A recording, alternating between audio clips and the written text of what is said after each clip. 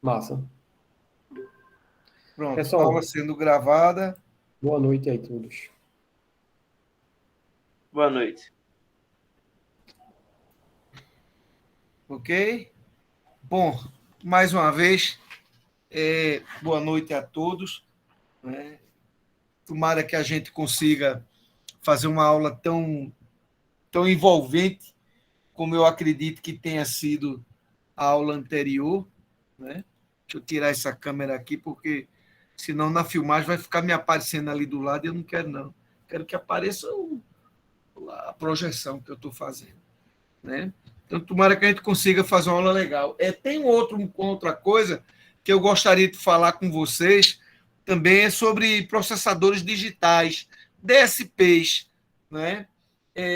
Quando a gente conversou na primeira aula, a gente falou na revolução que os dispositivos programáveis, né, promoveram na nossa vida, mas uma revolução realmente fantástica e que jamais a nossa vida vai voltar a ser do mesmo jeito que já foi no passado. Não tem como. A gente vive num mundo cada vez mais conectado, a gente vive num mundo cada vez mais globalizado, a gente vive num mundo onde a taxa de informações é simplesmente um absurdo. É um absurdo a quantidade de informações a que nós somos submetidos, direto ou indiretamente, a quantidade de informações que um processador é capaz de manipular é algo assim extraordinário.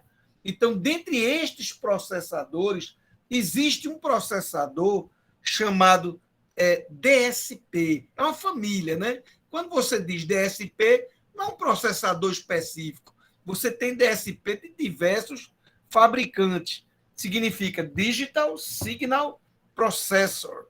E quando esse digital, às vezes, confundem as pessoas. As pessoas ficam pensando que os sinais são digitais. Não. O processador é digital. É um processador digital de sinais. Né? Seja lá o que danado for esse sinal. Né? É um processador digital.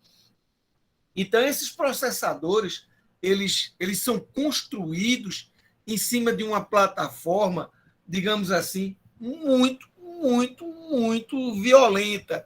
Né? Por exemplo, imagine que você... Opa, fala, Zé. Veja, você tá projetando só a tela dos dispositivos programáveis. Isso, por enquanto Você, é. por enquanto essa, né? Você só está dando um preâmbulo para a gente aí, né? Isso, eu estou só no primeiro enrolando vocês. Eita, que nada, tá dando preâmbulo, tá explicando, nos situando. É isso, exatamente. Pronto, beleza. Né? Então, por exemplo, se você imaginar uma, você vai, por exemplo, vai para o médico e o médico chega para você e diz assim: meu filho, você precisa fazer uma tomografia computadorizada ou uma ressonância magnética. Né? Então, quando você entra lá debaixo daquele equipamento, né, você é, digamos assim, digitalizado, escaneado, varrido por aquele processador. Tu já imaginou se esse processador fosse processar, por exemplo, simplesmente com dados de, sei lá, de 16 bits? Rapaz, ia ficar difícil. Tu já imaginou se você fosse trabalhar com um processador com uma série de limitações, limitação de tamanho na variável máxima que ele pode armazenar? Dá para resolver isso? Claro que dá. Se não cabe em uma, eu uso duas variáveis. Se não cabe em duas, eu uso três, eu uso quatro. Mas isso significa mais processamento. Né? E existe um conjunto de técnicas, né, que podem ser incorporadas ao seu processador no sentido de dar a ele uma capacidade de processamento assim fenomenal. Então você tem que ter hardware específico, tem que ter um hardware, um senhor hardware muito bem, digamos assim, construído de modo que eu consiga manipular variáveis grandes, que eu precise de representar números realmente grandes, ou seja, números de ponto flutuante. Número de ponto flutuante, você tem a parte inteira e tem a mantissa, né? Então, é muito mais complexo. Você usa técnicas, por exemplo, como pipeline. No pipeline, você vai buscar em bloco, né? Que é para evitar você ter que ir buscar no mundo externo ao processador o tempo todo, ficar indo lá no mundo externo buscar informação. A velocidade de processamento no mundo interno é outra história. Então, por exemplo, existe uma família, deixa eu achar ela aqui, eu tinha botado, já tirei, foi? Maria, cadê ela? Não, eu tinha separado aqui uma tela. Isso, é esse aqui? É, pronto, é esse aqui. Existe uma família de processadores DSPs da Texas, muito conhecida, chamada DSP-320, essa família aqui. Então, você tem C55, você tem... Eu tinha um DSP-320 C10, né? Isso nos anos 90. Era um monstro, cara. Ele era capaz de processar 10 milhões de instruções em ponto flutuante em um segundo. Hoje em dia isso é ridículo. É ridículo. Então, se você pegar... esse artigo ele não foi separado para a gente conversar sobre DSP. Eu peguei a esmo aqui na internet só para passar para vocês uma noção do que é um processador do tipo DSP, como é que essa coisa internamente funciona. Olha o que ele diz aqui. Os DSPs TMS 320, no caso, ele está analisando a família C67. Olha, né? Arquimedes, Oi. tu estás mostrando um andarilho do mundo da eletrônica, e aprendendo eletrônica com Arduino e a linguagem TCAP 2.0. Eu estou mostrando aqui. Você não está vendo isso, não, do DSP? Não, agora foi, agora apareceu. Agora chegou. Oxente. Foi. Agora sim, olha, a arquitetura Deixa eu fazer uma coisa TMS. aqui. Deixa eu fazer uma coisa. Botar esse cara para fora, minimizar aqui, maximizar. Pronto. Tá um PDF agora, aparecendo um PDF da arquitetura do DSP TMS 320 C67X. Isso, pronto. É esse cara. Lima Castro. Isso, Davi. Exatamente. David não, Davi. De Andrade Lima Castro, exatamente. Eu peguei a esmo, veja, eu não saí procurando um artigo que fosse mais legal para a gente poder conversar nesse momento, não. É um artigo a esmo que a gente pegou. Então, ele diz, olha, esse processador que ele tá mostrando aqui, o TMS, que ele escreveu aqui errado, botou TSM, né? O TMS 320 C67, né? Faz parte de uma plataforma de alto desempenho. Isso aqui é exatamente o C que está aqui. C6000, C67, sei lá, 40 e pouco, C67 alguma coisa. É uma plataforma de alto desempenho. Mas aí a gente pode se perguntar, o que esse cara tem de especial que dá a ele um desempenho, digamos assim, tão extraordinário? Por que esse cara tem realmente um desempenho tão excelente, digamos assim? Aí ele diz, olha, tem duas famílias que elas são focadas em operação de inteiro, né? Não tem nem suporte para se trabalhar com ponto flutuante. E tem uma outra versão que é o contrário. Ela trabalha exatamente com ponto flutuante, né? Desculpe, a terceira aqui é com aprimoramento para melhorar desempenho. Então, o processador ele foi modificado para obter o melhor desempenho. Por exemplo, processamento em paralelo, pipeline, uma série de recursos que foi incorporado dentro desse processador para dar a ele um desempenho especial. Aí ele diz, ainda tem uma quarta. As duas primeiras trabalhavam com ponto inteiro, a terceira, o processador era de alto desempenho, e a quarta, né, com uma variação com compatibilidade com as variações C67, qualquer coisa e C64. E olha só, com foco em low power. Que danada é low power? Meu velho, isso é muito massa, velho. Você falar hoje em dia em processador, eu costumo usar a expressão LPM. LPM é Low Power Management, gerenciamento de baixo consumo. Para você ter uma ideia, um processador, isso, Adalberto, mas é um pouco mais do que isso. Para você falar em processadores com LPM, ou Low Power Mode, né, a gente está falando que eu desligo certas partes do processador quando elas não se fazem necessárias.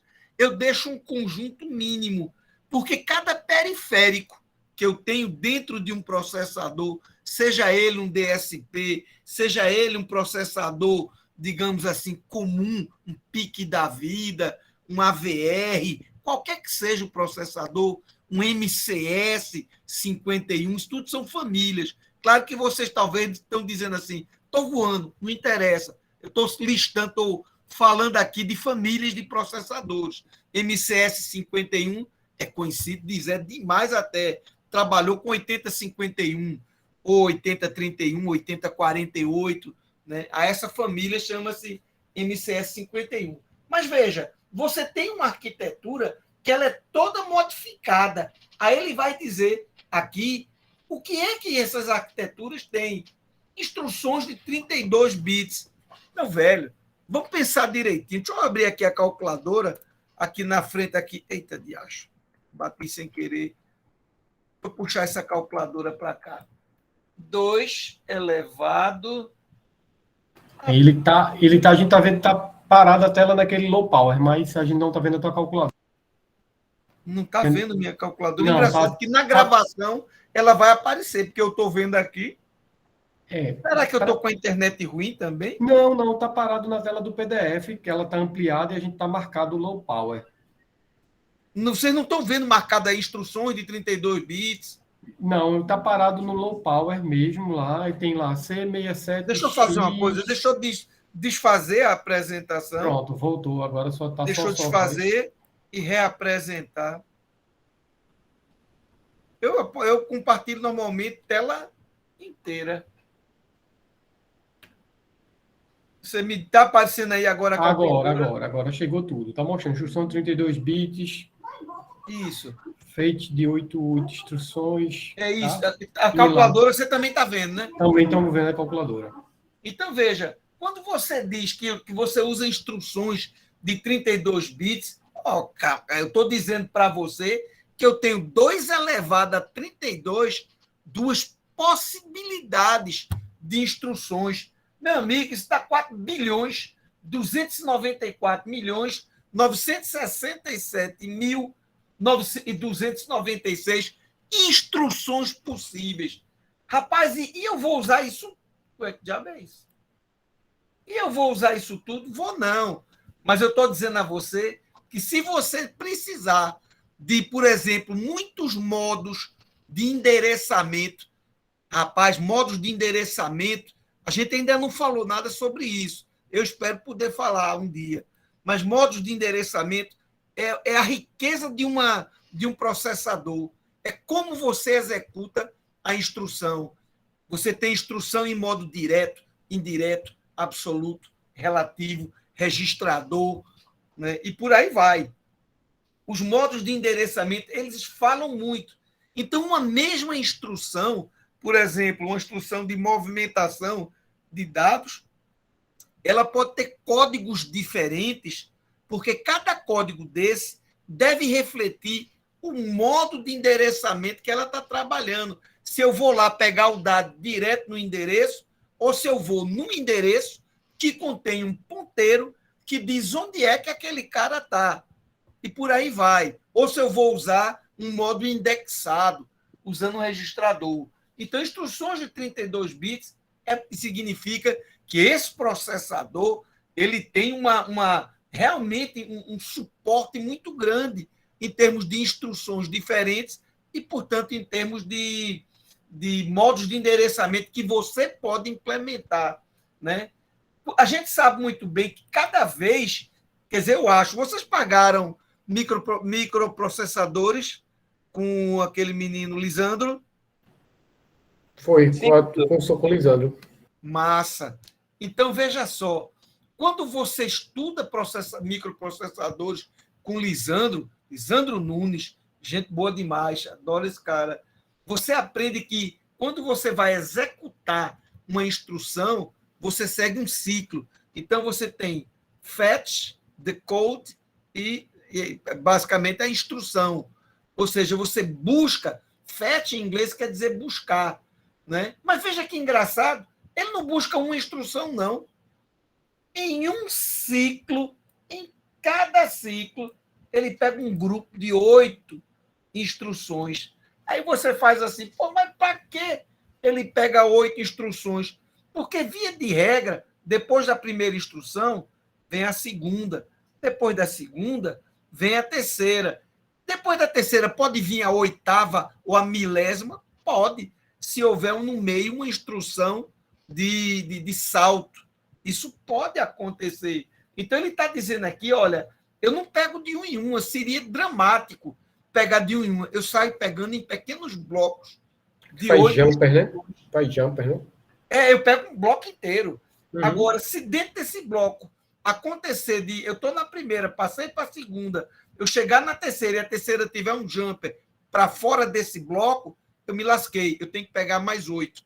Onde eu pego esses 8? Para onde você está me mandando ir nesse jumper, como você está falando aí, né?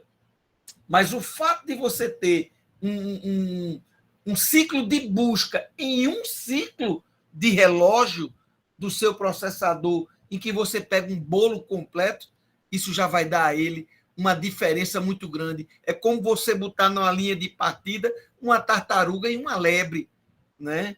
Então, bicho, a lebre vai sair feito uma praga do Egito, correndo, né? Esqueça a fábula de Esopo, onde, obviamente, quem vai ganhar vai ser a tartaruga. Mas na vida prática mesmo, a gente sabe que não é bem assim. Você, quando pega um processador, um i5, ou um i7, ou um i9, e ele tem, por exemplo, 12 núcleos, tal, claro que isso vai ter um desempenho muito maior do que um processador que só tem 2 núcleos. Não tenha nem dúvida em relação a isso. Então, o que ele está falando aqui, isso aqui diz respeito à arquitetura desse processador. Aí você pode dizer assim, mas por que é que todo processador não sai desse jeito? Tu tem dinheiro para pagar isso aí? A arquitetura é muito mais complexa, o processador, o caminho como você vai fazer é outro. Vai comprar um i9, aí tu me diz quanto é que custa. Vai comprar, diz aí para mim. Eu não sei não, mas é bem capaz que a Adalberto saiba. Eu sei que é tanto dinheiro que eu nem me atrevo a perguntar quanto custa um camarada desse. Eu até hoje não encontrei ninguém que tenha dito assim, eu tenho um i9. Eu te conheço. E agora que está mais caro ainda. Né? Por causa desse problema todo. R$3.100. Hein? R$3.100. Um processador. Na promoção. Só o processador. Detalhe, né? A pessoa pode ter um i9, mas não usar todas as threads dele, né, Arquimedes? Sim, claro. Mas a questão que a gente tem que analisar, eu não estou analisando o que você vai fazer com ele, mas o que ele é capaz de lidar. É isso que a gente está analisando aqui quando a gente diz, eu vou analisar as características de um DSP. Se você vai usar um DSP de forma mal elaborada, se você faz um programa ruim, se você não sabe, por exemplo, aproveitar da capacidade de multitarefa, do paralelismo, né? Assim que diz paralelismo, né? Que tem o processador de resolver diversas coisas em paralelo, é problema teu, pô. É como você chegar e comprar um processador como aquele que eu tentei comprar, mas achei muito caro. É um processador, é um Jetson. Não sei se vocês já ouviram falar. Jetson Nano, é isso. É um Jetson Nano. Pô, bicho, é um senhor processador, bicho. Né? Mas eu vou pegar um Jetson Nano para fazer o quê? Um processador desse. Não é para fazer computador, não é para trabalhar em tomógrafo, mas, bom, ele de repente até pode, né? Mas ele tem uma capacidade muito grande né? Mas tem um mercado meio pré-definido para ele, mas é um senhor processador, né? Trabalha com comunicação serial, paralela. Isso é muito bom, né? Então, veja, execução condicional de cada instrução. Quer dizer, cada instrução você pode estabelecer como é que você quer que ela seja executada. 8 unidades funcionais, vários multiplicadores, no caso 2, unidades de lógica aritmética, que antigamente a gente dizia assim, é o cérebro do computador, é a unidade de lógica aritmética que fica junto com a CPU, junto com a unidade de controle, que era o que formava o processador. Aos registradores dele, a gente sai de um mundo de 8 ou 16 bits, está falando aqui de 32 bits. É provável até que isso aqui já tenha sido superado. Eu não sei de quando é esse artigo desse rapaz, né? Não estou vendo ele dizendo aqui nada. Né? Para a gente, Arquimedes, ele está mostrando ali as características gerais, né? Que mostra 32 bits, execução serial paralela, controle individual. A gente não tá vendo essa parte que você está mostrando, você está falando da arquitetura dele, né? Não, eu não entrei ainda no desenho, não. Eu estou lendo o texto aqui. Entendi. Né? É uma coisa antigamente, Arquimedes, que é mais da minha época do que dos meninos aí, né? É quando a gente teve, né, a evolução dos processadores, né, de 286, 386, e a gente tinha com coprocessador separado, que foi os 386, antes até dos 486, né? Aí depois a gente vê os Pentium, essa coisa toda. Então, tudo que você está falando aí realmente casa exatamente com essa evolução, né? Com a evolução que a gente teve até então, né? Isso. E olha que ele aqui, ele diz assim, trabalha com ponto flutuante, trabalha, mas você quer precisão simples ou dupla? Precisão simples, olha para aqui a quantidade de bits que ele usa. Acho que você está vendo aí na tela, né? 32 bits. 32 se for bits. dupla, 64. Essa arquitetura aqui é extremamente... Foi extremamente feliz o desenvolvimento da arquitetura Harvard, porque você separou a parte de memória RAM, de dados, da parte de firmware, de código, memória de código. Você tem espaços separados. Você não compartilha mais. Antigamente era um local chamado memória, onde era tudo. Você tinha... Quando a gente escrevia o código, a gente tinha umas instruções de assembly que a gente dizia code, data. A gente dizia, essa área aqui é a área de dados ou essa é uma área de código, né? Então, você vê, isso ele está citando algumas características dele. Pronto, deixa eu ver o que mais que ele cita. Suporte de dados de 8, 16, 32, endereçamento linear, modo de endereçamento circular. São características específicas que eu, particularmente, não posso nem entrar nelas, porque eu não vivo nesse mundo, né? Eu não exploro desse jeito. Né? Ok. Né? Muito bem. Olha o diagrama de blocos dele, como é, para você ver em termos de arquitetura. Você tem logo de cara um cache para a memória de programa. O que é um cache? É uma área, digamos assim, que você busca para poder jogar uma determinada informação que você não necessariamente, digamos assim, para não ir buscar lá fora. Aí você diz, eu pego um bloco e já jogo aqui. Esse cache é de 256 bits. Espera aí, 256 bits? Espera aí, deixa eu fazer essa conta. 256 dividido por 8 dá 32 kilobytes. Então, ele tem aqui 32 kilobytes, né, de dado para armazenar uma informação que ele chama de cache. Né? Ele usa. O acesso à memória dele é direto.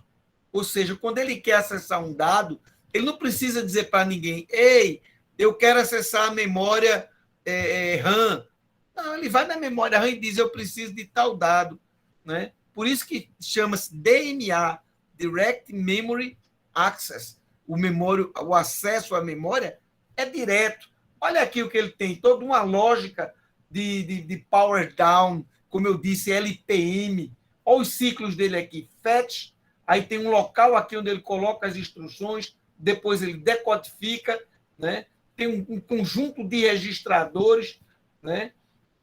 Toda uma lógica de controle, de teste, de emulação. Isso aqui é um bloquinho que está representando uma porrada de periféricos, temporizadores, portas seriais, comunicação ISP, I2C, provavelmente comparadores e outras coisas mais. Então, ele tem lá em cima um cache para memória de programa e aqui ele tem também um outro cache para memória de dados, né? Onde ele pode armazenar mais dados. Então, todo esse conjunto de recursos associado a um clock elevado, o clock é um sinal de relógio, faz com que esse tipo de processador, né, ele tenha instruções específicas para fazer determinado processamento. Por exemplo, vocês estavam tendo aula de criptografia, não estavam?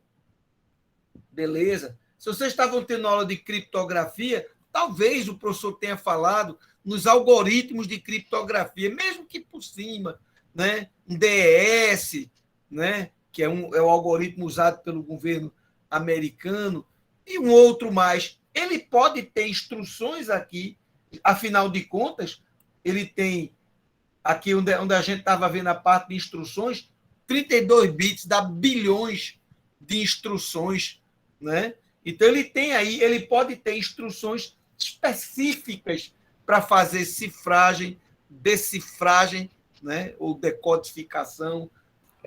No caso, Oi? Cortou, Zé.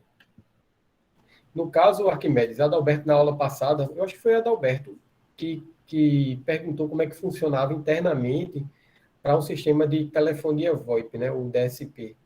Eu não sei se foi ele ou foi o outro colega, José Anderson.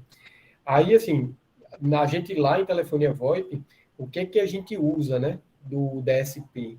A gente usa um codificador de voz, um vocoder, certo? Isso. Aí esse vocoder, ele faz exatamente o uso, né, onde a gente vai comprimir a voz. A voz, além dela ser, vai passar pelo aquele processo todinho, né, que a gente vai vir de analógico para digital, vai digitalizar essa voz, ela vai ser digitalizada e ela vai estar ali dentro. E o que acontece, né? No sistema que nós usamos, né, que no caso é um sistema de voz sobre IP baseada numa arquitetura aberta do Asterisk, o Asterisk, ele usa o processador do computador e como o computador ele não tem vamos dizer assim, lá não tem exclusivamente um DSP, aí eles emulam um DSP para fazer esse processo. Então tá bem assim, bem alinhado com o que você está falando para a gente, né? Porque a gente pode utilizar a função, entendeu? Então realmente E tem um é bem detalhe, viu, interessante. Zé? Lembre-se que quando você tem um canal de comunicação, Voice over IP, VoIP, você tem voz, que é um tipo, digamos assim, de informação que ocupa uma certa banda do canal. Mas você tem IP, então você tem aí tráfego de dados violento. Então, para você ter um canal com largura de faixa, onde você possa, além de transmitir os dados que você precisa, também transmitir informações de diversos canais de voz, porque você não vai cá entre nós, você não vai dedicar um canal para uma pessoa. Então, você tem que ter multiplexação, você tem que ter codificação. Na hora que você faz a codificação da voz, você aplica aquelas leis, lei Mi, lei não sei o que lá. O PCMU, PCMA, que é a do americano, da Europa. Isso. Aí, assim, por exemplo, a gente, no caso, né, a gente não usa mais só o PCMU, né, que são de 64 kbps por segundo. A gente usa a voz comprimida como 8 kbps, né? Porque a ideia desse DSP é que a gente use aqueles vocoders, no caso a gente está usando um vocoder G629, né, do ITU, que não é mais aquele padrão do PCM, né, o PCMU, o PCMA, que era exatamente um codificador de linha, né, vamos dizer assim. A gente está usando a tecnologia que é um codificador, onde ele está usando as tecnologias matemáticas, né, e também de forma de onda, ou seja, ele está juntando as duas arquiteturas numa só, né? Aí por isso que realmente precisa um processamento violento, né? Como você está trazendo para a gente, porque o que acontece? Ali, não vai ter mais a voz, efetivamente. Aquilo ali vai ser bit, que quando Isso. passar na rede vai ser um pacote de dados. Não vai ter essa separação, né? Entendeu? Então é muito interessante isso mesmo.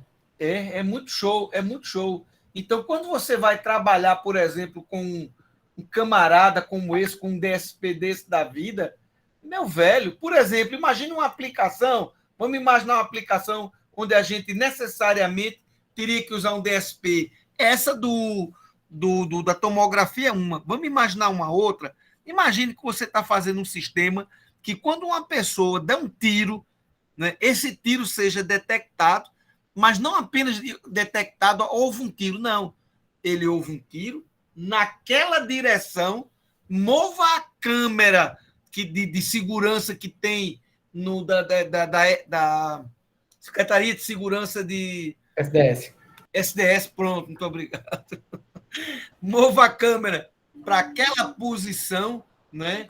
E dê um zoom de tanto naquela direção ali. O cara tá lá. O tiro veio dali. É exatamente. Então, isso tem que ser processado assim, num piscar de olhos. Porque se você tiver que. Eu vou pegar o dado, eu vou codificar, eu vou não sei o que. Menino, o cara já foi embora.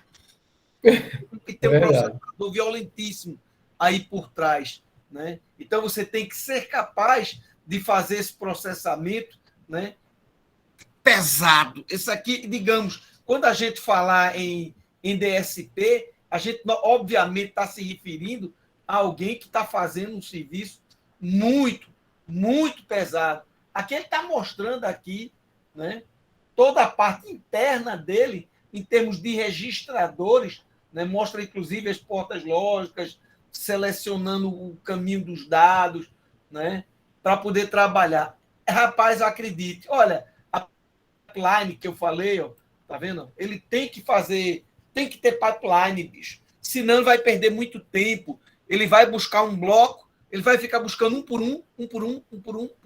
Não pode. Ele tem que trabalhar com pacote de dados. Aqui ele também tem pacote de instruções. Veja a diferença. Uma coisa é pacote de instruções, outra coisa é pacote de dados, que pode trazer instruções e também dados que você usa no próprio processamento.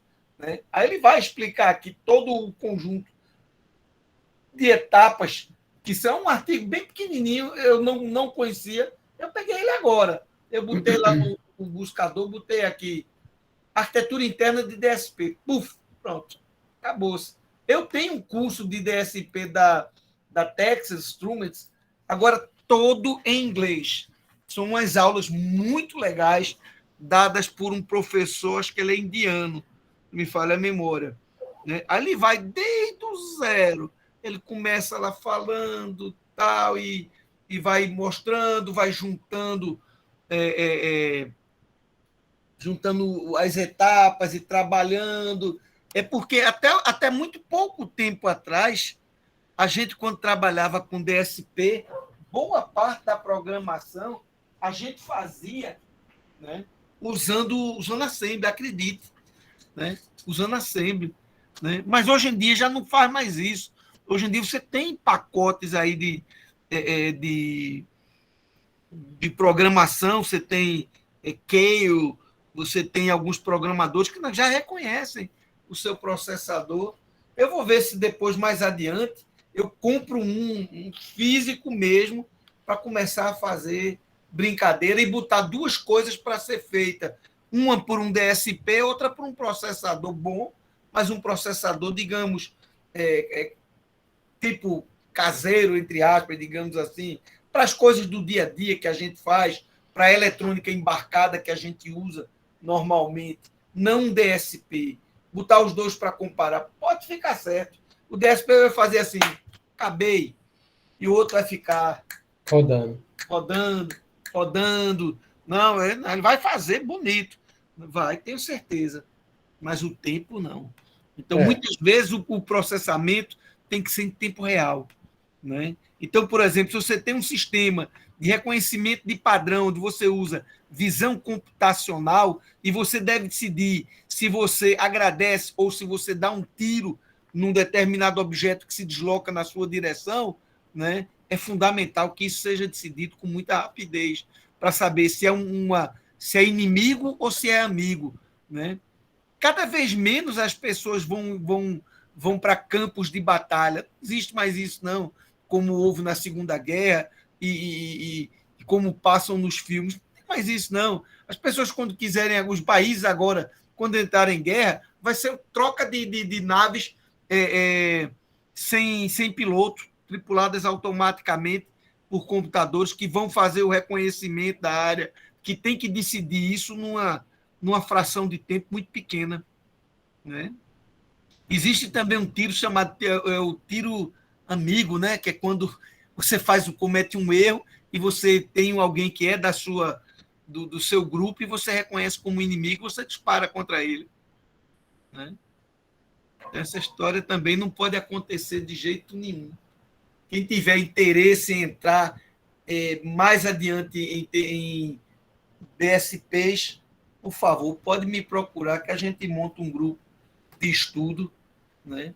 E a gente faz um estudo bem legal. Tá massa para vocês? Tá massa demais. Vamos seguir, Beleza. então. Olha só, bicho. A gente hoje vai falar um pouquinho sobre as arquiteturas dos microcontroladores que a gente vai usar aqui. Como eu disse a vocês, eu quero que esse curso seja o mais handmade que chama, não, o mais mão na massa, que for possível, né? Hands-on, lembrei. Tem que ser o mais hands-on possível. Eu sei que a gente está em pandemia, está muito complicado, mas vamos ver o que é que a gente consegue fazer, tá? Esse aqui é velho conhecido de vocês, tá certo? Então, deixa eu fazer uma pergunta. Eu vou fazer a pergunta e vou esperar que vocês abram o microfone e me deem uma resposta. O professor não pode soprar para os meninos. Uhum. Vocês conhecem esse rapaz, correto? Conhece, né? Pode responder pelo chat, se quiser, que eu estou de olho nele. Aí, todo mundo conhece. Quem não conhece um Arduino Uno, né? Então, esse microcontrolador é um Arduino, não é isso? Eu posso dizer que esse microcontrolador que a gente vai estudar aqui, por exemplo, eu vou estudar um microcontrolador Arduino. Está correto isso? Tá errado. Está errado? Deixa eu ver alguém mais responde, Adalberto. Está errado, né? Por que, Adalberto? Arduino é uma plataforma. Isso. Arduino é uma plataforma. Esse processador que está aqui é um AVR. Esse sim é o processador. Né? Essa plataforma inteira aqui chama-se Arduino. Né? A gente vai utilizar essa plataforma para a gente desenvolver uma série de soluções. Né?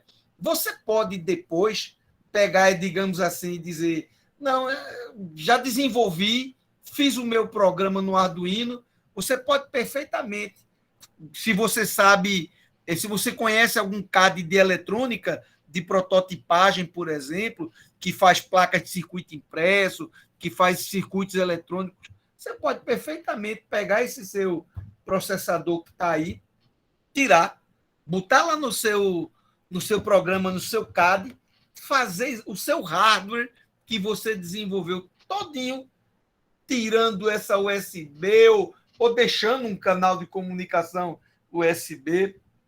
Não sei se você vai querer reprogramá-lo, né? Você pode usar essa USB, mas existe também uma programação que você pode utilizar do próprio Arduino, chamada ICP.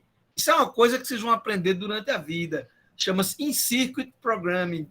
Você não precisa conectar isso aqui diretamente através de um canal USB. Você tem aí 4 pinos, se eu não me engano, que você coloca aqui do lado do seu processador e existe um protocolo de comunicação com um programa que você pode fazer, né, onde você transmite para ele. Mas se você tem um canal USB, pode deixar. Já está aqui o chip, você vai deixar ele? Vou deixar, pode até ser. Mas você não quer essa plaquinha, por exemplo. Muitas vezes a gente não quer isso.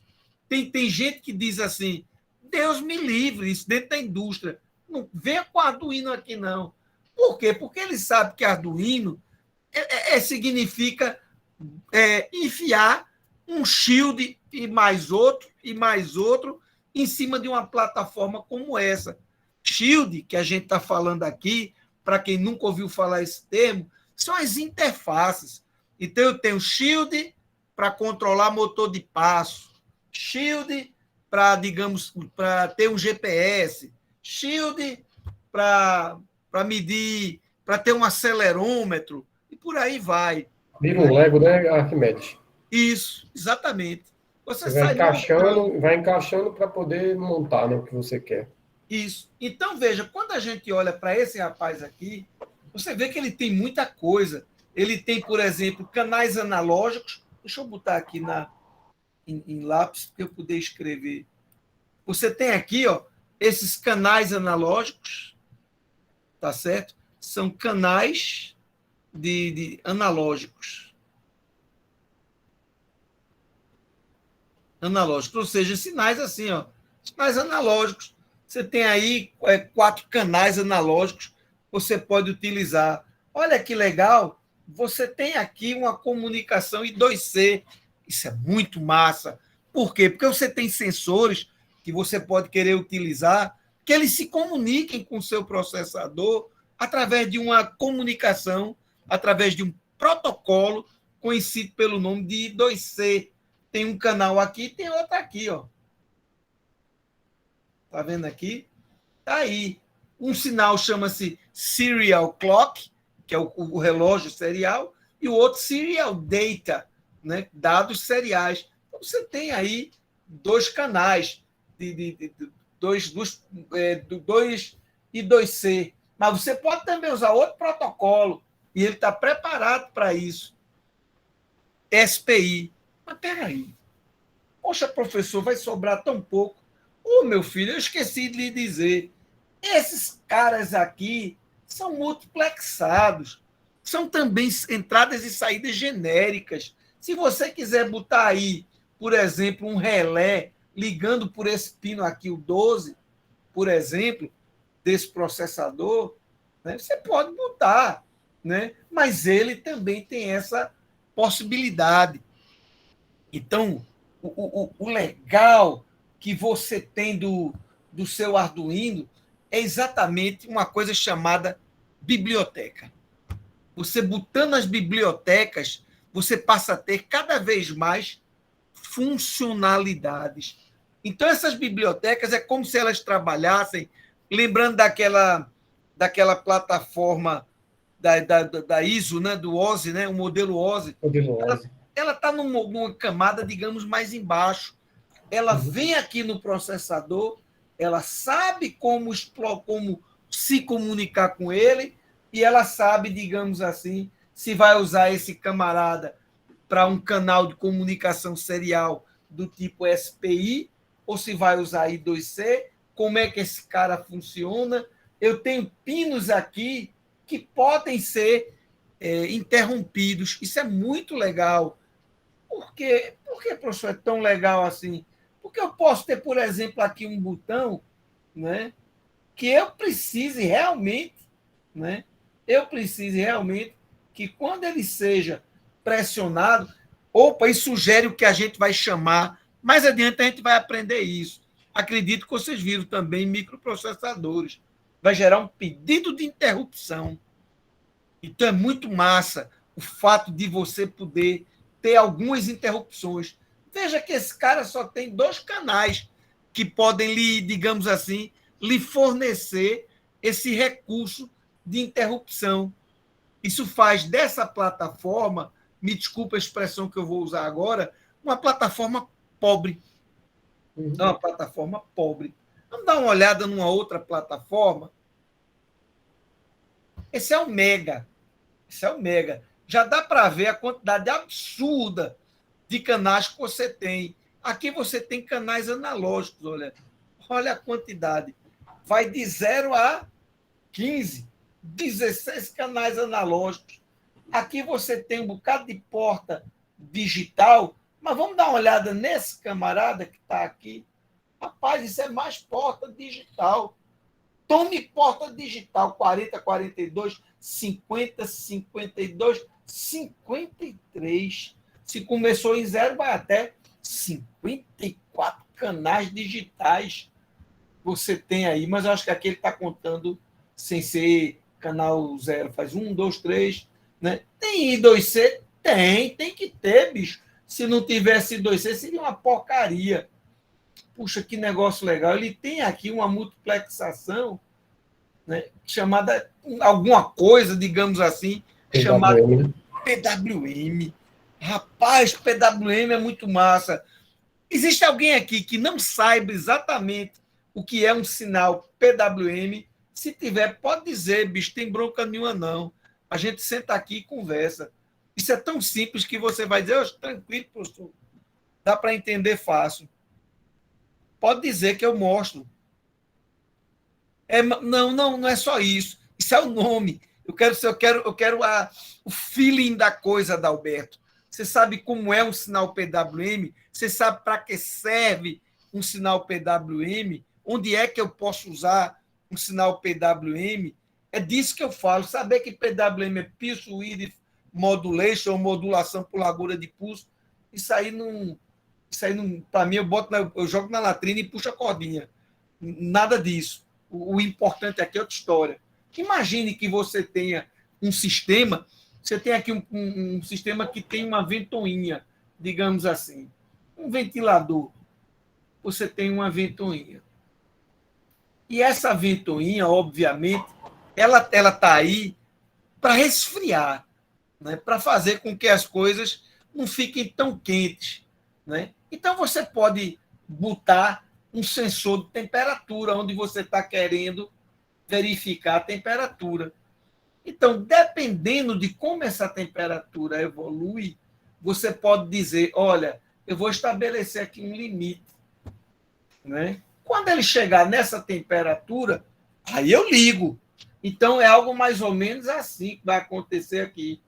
Desligado, ligado nesse intervalo, desligado. Mas, obviamente, esse sinal faz isso, vem aqui. Então, você termina tendo um sinal que, ora, tem que estar muitos momentos ligados, né, como aqui, a maior parte do tempo ligado, ou a boa parte do tempo desligado.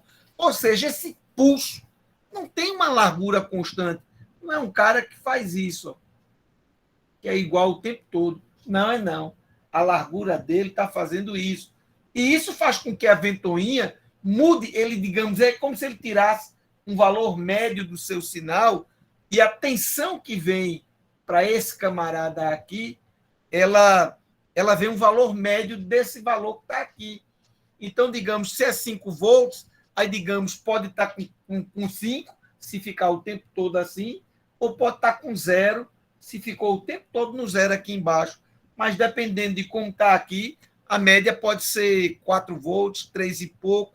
Então, essa tensão média faz com que está aqui, essa tensão média vai fazer com que esse ventilador gire mais rápido ou mais devagar. Pega um ventilador, pega uma fonte de alimentação, comece do 0 e vai aumentando a tensão, você vai ver que inicialmente ele não gira, daqui a pouco ele vai girando um pouquinho mais rápido, à medida em que você aumentar a tensão, ele vai girar cada vez mais rápido, né? Isso é legal, Arquimedes, para você controlar a temperatura de um amplificador, né? Porque um amplificador, ele, quando você vai aumentando a potência, né? Ele começa a aquecer mais, né? Uhum. E aí, muitos amplificadores, eles só tem mesmo um dissipador em cima dele, né? Aí, aquele dissipador, mesmo que ele tenha baixa térmica e não estiver dando conta, aí você tem que ter um cooler, né? Que, assim, quanto maior a temperatura, né? Que é aquela variação lá que você está mostrando, você pode aumentar a rotação de um cooler, né? De um ventiladorzinho, para poder resfriar mais rápido o amplificador, né? Isso é muito utilizado em sistemas de o laptop, Zé. Laptop. Quando você liga o laptop, tem um ventilador que às vezes parte no começo, depois ele desliga, daqui a pouco ele volta de novo. E essas placas de vídeo hoje, essa GeForce, essas placas de vídeo, tudo, elas fazem isso. Tudo tem isso aí. Isso. Normalmente são 2, né, Zé? São dois ventiladores, um do lado do outro. Então, veja, esse cara, Por isso que ela é chamada de mega, esse monstro.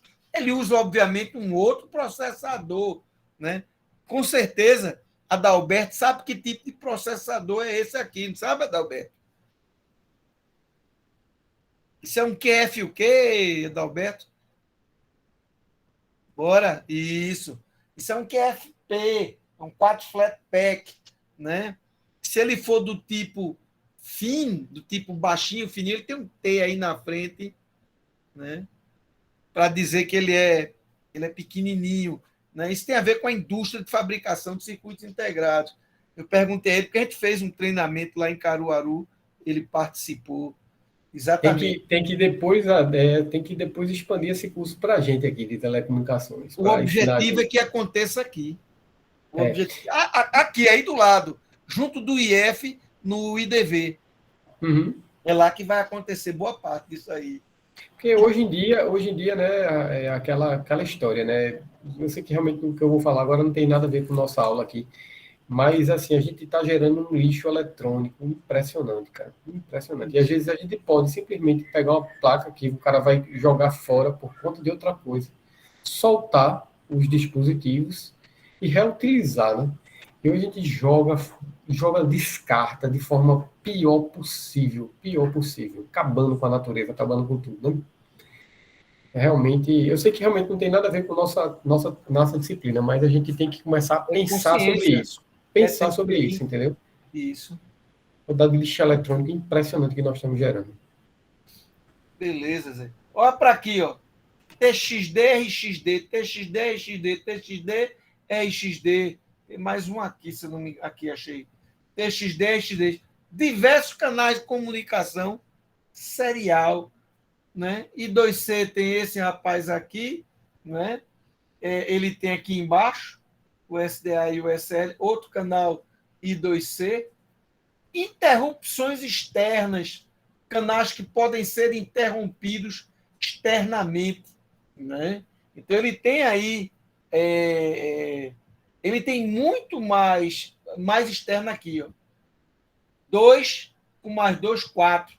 Então, enquanto o Uno só tem 2 canais para interrupção, ele aqui tem 4, né?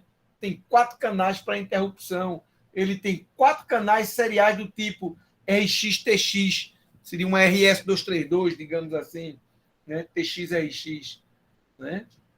Canais PWM tem de bolo. O Uno tem PWM? Tem. Cada porta dessa que tem um tio na frente significa que ele é PWM. Então tem aqui, deixa eu ver aqui, deixa eu apagar essa tela aqui para eu poder ver tudo direitinho. Está meio ruim, porque tem aqui, acho que é aqui o 3, 1, 2, 3, 4, 5, 6. Pronto, tem 6 canais PWM.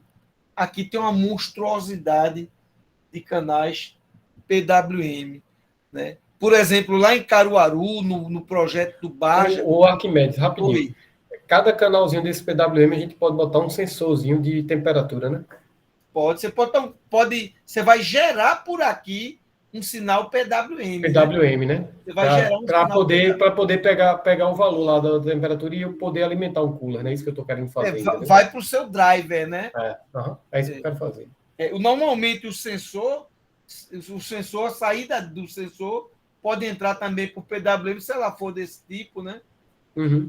Isso, exatamente. Nossa. Pode ser sinal analógico, aí você vai ter um conversor de analógico para digital, né? Esse é o chamado nano. Digamos, é o menino, é um bebezinho, é um nano, é pequenininho. Ele tem aí 8 canais analógicos, de A0 a A7, dá 8. Obviamente, ó, se é de 0 a 1023, 1023 é 1024 menos 1. 2 a décima menos 1. Então, de cara, eu já sei que é um conversor de 10 bits. Não tem a menor dúvida. É um conversor analógico digital de 10 bits. Mesma coisa do seu Arduino Uno. Veja, são características gerais, né? Olha as saídas digitais aqui. Tá vendo? Ó? Essa saída pode ser digital? Pode. Então, eu tenho de D0 a D12, 13 saídas. Mas esses dois, especificamente, eles também são usados como entrada ou saída de sinal TX, RX. Né? TX eu transmito, RX eu recebo. A gente sabe muito bem disso. Né? Veja, eu tenho saídas de 3,3 volts, mas olha, muito limitada em corrente. Tem muito neguinho que esquece disso. Aí chega, diz assim, não, eu tenho um determinado circuitinho que trabalha com 3,3, eu vou botar aqui, esse camarada 3,3, Não dá, a corrente muito baixa aí. e puxa uma corrente fila da mãe. Ele só dá 25 mili, meu rei. Aí o negócio não funciona, aí vai em doida, vem procurar o professor. Eita, aqui é de D0 a D13, então ele tem 14 digitais. Né? Mas não pode, né, velho? Você tem que olhar, é preciso você conhecer. Né? Ele é pequenininho. Eu levei, infelizmente, eu lamento muito não estar aqui com esse material, mas todos esses caras eu tinha aqui em casa, mas eu levei lá para o laboratório do IDV para poder montar os novos cursos que a gente vai estar preparando. É porque está tendo uma reforma muito grande lá no IDV. A gente está criando uma sala, uma segunda sala imensa, onde a gente já tem 2 impressoras 3D, uma router de 1,20 m ou 1,5 m de largura, uma bichona grandona danada. Né? Tem muita coisa que a gente está montando, e isso tudo requer muito cuidado. Aí a gente está organizando os laboratórios, está tomando o maior cuidado do mundo para não danificar nada. Mas vamos lá. Muito bom. Existe um outro cara chamado Liliped, olha que negócio legalzinho, 5 centímetros de diâmetro, ou seja, 50 milímetros, ideal para uma área que vocês vão ouvir muito falar. A gente chama de wearable. Meu inglês não é grande coisa não, viu? Então, se eu errar, pelo amor de Jesus, diga mesmo que eu errei, que aí a gente acerta. É que wear quer dizer vestir, able é ser capaz. Ou seja, esse tipo de plataforma, melhor dizendo assim, isso aqui tudo é plataforma. Esse tipo de plataforma pode ser extremamente útil nos wearables, no IoT, que é a internet das coisas. Né? Dispositivos vestíveis, né, Arquimedes? Exatamente. Essa expressão, Zé, é porque eu não me Assim, lembrei, mas a expressão é essa. professor, Dispositivos vestíveis. poderia substituir por configurável? Não, eu não diria não. Aqui o wear é usável, né? A expressão que Zé falou é a expressão que está sendo usada, que é vestir. É o que o pessoal usa muito hoje em roupa, né? Roupa. Em sapato, em Customizável seria? Customizado é qualquer coisa que você pode, digamos assim, modificar o jeito dele ser para atender uma necessidade específica. Qualquer coisa que você disser assim, eu vou fazer um violão para fulano. Aí você entra em contato com fulano, mas eu quero que a minha caixa de som tenha um corte desse jeito, o cabo seja assim, seja mais longo, sejam 2 cabos de violão do lado do outro. Isso não é um violão comum, ele foi customizado. Né? Porque custom, eu não lembro bem da expressão, não, talvez o William possa dizer, mas custom parece que é cliente, né? Custom é cliente. É isso. Veja, isso aí, Arquimedes, eu vi, se eu posso dizer assim, que eu vi roupa mesmo, roupa vestível, sabe? Onde o cara pegava a temperatura do corpo e transmitia para uma rede. Tipo, o cara tava com um casaco, via a temperatura que ele tá. Eu vi isso, eu vi um vídeo, né? Tipo, até na própria página lá da Cisco. Porque hoje também o pessoal está trabalhando com muita coisa assim, né? E a ideia era realmente uma vestimenta para o cara estar trocando de ambiente. Muito interessante mesmo. A gente pode pensar assim, rapaz, isso é um exagero. É não. Porque pode ter gente que, digamos assim, tenha determinadas doenças que a gente não conhece e que precisam de um monitoramento 24 horas. Aí você diz, esses caras vão morrer o tempo todo que presos dentro do seu apartamento, dentro de casa, não pode ir na rua porque, de repente, pode ter uma descompressão, pode acontecer alguma coisa. Não, ele pode ir porque ele está indo com um verdadeiro hospital do lado dele. Eu posso até, de repente, ter um sistema que injete uma determinada droga nele se eu perceber que os níveis estão caindo. Só Tem está um caindo. desse, Arquimedes, que é exatamente para aquela pessoa que toma insulina. Ele Pronto. fica medindo. Hoje isso está no corpo mesmo da pessoa. Ele fica medindo a insulina e ele auto-aplica. Entendeu? Ele Tá vai vendo? liberando a dose. Vai liberando a dose. Muito interessante, cara, isso aí. Muito Eu bom. acho isso, é como eu disse, a gente nunca mais vai ter o mundo que eu tive quando criança. Então, veja, vamos dar uma paradinha aqui para a gente começar a botar as coisas para funcionar, né? Vamos parar um pouquinho. A gente vimos que existem diversas plataformas, desde plataformas que podem ser usadas em vestíveis, em IoT, em determinados sistemas, plataformas, digamos, para soluções mais compactas, que não requer muita coisa, plataformas mais sofisticadas ou, digamos assim, a plataforma que agrada a quase todo mundo, que seria você usar uma plataforma como essa.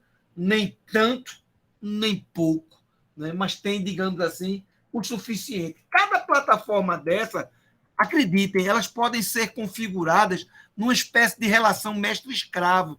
Então, digamos, se o ideal para mim é um Uno, mas eu não quero usar um Mega porque eu acho uma ignorância, eu posso usar dois Unos.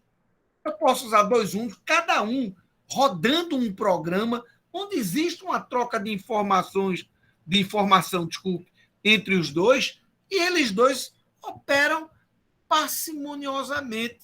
O cara precisa desligar um motor, tá? Quem desliga é ele, não sou eu. Mas eu sei que tem que desligar porque o sensor que manda desligar está comigo. Eu mando o comando para o outro, o Arduino, que diz: ei, desliga aí o outro motor. Né? Aí você diz: por que não botou no primeiro? Porque eu já tenho um bocado de coisa para fazer aqui e os recursos desse Arduino, digamos assim, já foram totalmente preenchidos. Isso foi feito por um colega lá em Caruaru, numa indústria, um ex-aluno meu. Ele, quando terminou o curso, foi lá trabalhar numa indústria, e ele depois me procurou. Disse: professor, eita, professor, Virgem Maria, eu botei dois Arduino, mestre escravo, botei lá, e ficou lá funcionando, aí mandou foto, mandou filmagem. Massa, velho, massa. Então, veja, nós vamos trabalhar, eu preciso pegar esse Arduino e eu vou precisar programar ele. Existe o que a gente chama de um ambiente de desenvolvimento integrado. Poxa, em inglês, IDE, Integrated Development Environment, ambiente de desenvolvimento integrado.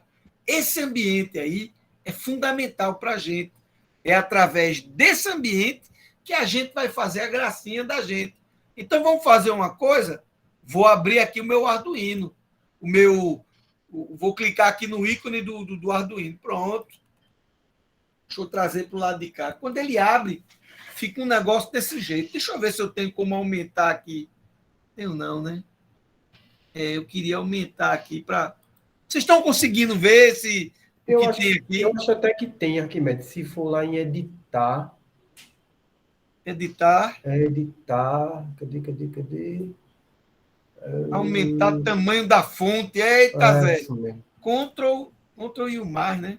Então, peraí. Ctrl mais. Aqui aumentou. Eu queria aumentar também lá em cima. Será que tem? Aumentar o menu de cima? Para as pessoas. Dá para ver aí que tem arquivo. Tá, arquivo, editar, stackup. Ferramentas e ajuda. Pronto. Veja só. Aí alguém pode fazer uma primeira pergunta bem simples. Deixa eu botar para cá essa tela para a gente poder acompanhar. Tem que ser feito na hora, ao vivo e a cores. Eu vou botar aqui assim, ó, Arduino. Ele já sugeriu um Arduino CC. Danado será isso? Eu vou olhar. Olha que legal, bicho. É o site do próprio Arduino, né? Tá aqui o nosso Arduino, tem aqui a parte de educação, né? Comprar, aprender, doar, se você quiser doar. Não quero doar nada, não. Quero só me aproveitar disso daí. Pronto, use, né? Tá aí, Black Friday, se você quiser, né? Aí, peraí, você diz: eu preciso do meu ambiente de desenvolvimento. Peraí, deixa eu ver aqui. Eu tenho aqui a parte de software. Eu vou clicar aqui na parte de software. Olha que legal, download. Arduino IDE 1816.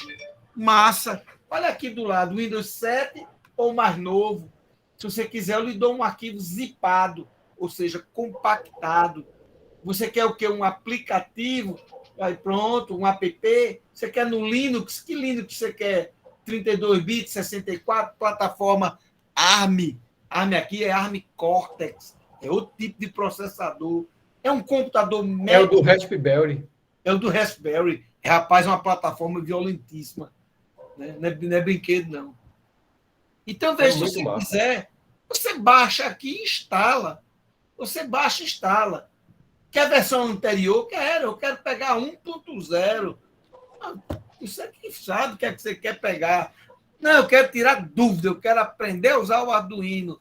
Então, você vem aqui no ambiente do Arduino, você tem aqui Learn Arduino, tem toda a parte, tem a parte de documentação do Arduino, né? Deixa eu ver qual é a plataforma que eu quero.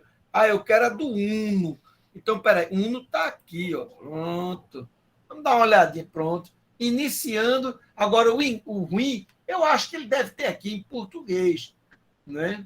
Eu não sei se tem como passar isso para português, né? Se você clicar com o botão direito, e mandar traduzir a página, ele faz isso para você. Né? Traduzir para o português. Zé, tu é nada, Zé. Tá certo. Ficou tudo em português. Perfeito, perfeito. Então, pronto. Quer dizer, você pode ler aqui, ó. Eu não sabia disso, não. Aí vem aqui, ó. Usa o Arduino, desktop, IDE, tal. Pega a sua plaquinha, ligue, faça isso, etc, etc. Olha, ensinando passo a passo. Eu não quero que vocês olhem isso agora, não, porque senão vai matar a minha aula. Mas, bom, tá aqui o danado do Arduino. Olha que legal, bicho. Então eu vejo que ele cria primeiro o que ele chama de um sketch. Então, o primeiro conceito que eu queria que vocês entendessem é o que danado é um sketch. Sketch é outra palavra americana, inglesa, quer dizer rascunho. Então, essas guias aqui, se você clicar aqui cadê? Mais. Não, aqui. Esse aqui. Você vai clicar nova guia. Aí ele abriu outro, tá aqui do lado. Tá certo? Ele já botou outro aqui. Tá certo? Se você quiser, você escreve aqui. Não, peraí, deixa eu me endireitar. Vamos primeiro identificar as áreas disso daqui. Deixa eu passar aqui para o lado, identificar. Você tem aqui, ó, um menu inicial aqui em cima, que é o que Zé chamou a atenção. Viu aqui, ó, arquivo, editar, sketch, ferramentas e ajuda. Existem atalhos aqui embaixo.